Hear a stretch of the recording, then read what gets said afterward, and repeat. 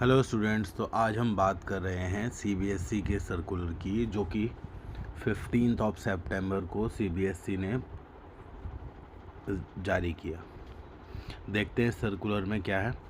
In the country there are 2 national school boards under the ministry of education, government of India, that is CBSE and NIOS.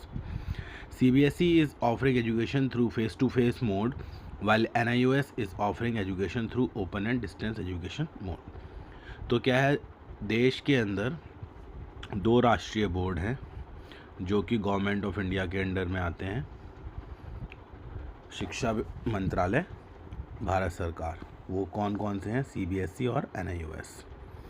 CBSE जो है वो face to face mode में education provide करा रही है, और NIOS जो है वो ओपन मोड से करा रही है,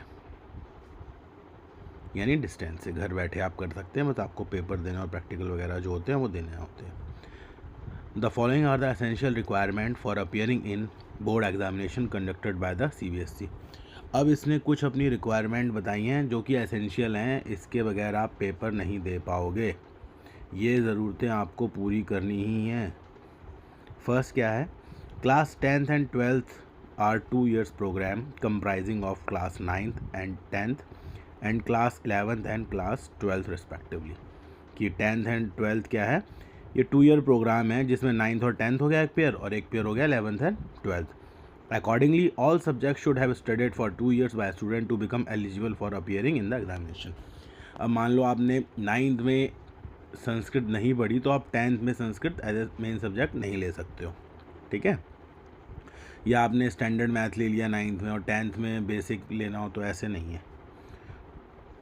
इस सर्कुलर के अकॉर्डिंग तो यही है कि आपको वो सब्जेक्ट दोनों साल होना चाहिए, ठीक है, अपीयर होने के लिए।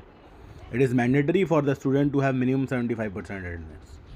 और CBSE इस साल कम से कम 3 से 4 सर्कुलर दे चुका है इसके रिगार्डिंग कि अटेंडेंस 75% चाहिए ही चाहिए if you wish to appear in this examination. It is mandatory, ठीक है, इसमें कोई ऑप्शन नहीं है। थर्ड क्या कह रहा है? In all the subject offered by the CBSE, internal assessment is a compulsory integral part of the assessment as per NEP 2020. It is a 2-year long process. If a student does not attend school, her internal assessment cannot be done. अब बच्चा school ही नहीं आ रहा तो उसका internal कैसे किया जाएगा?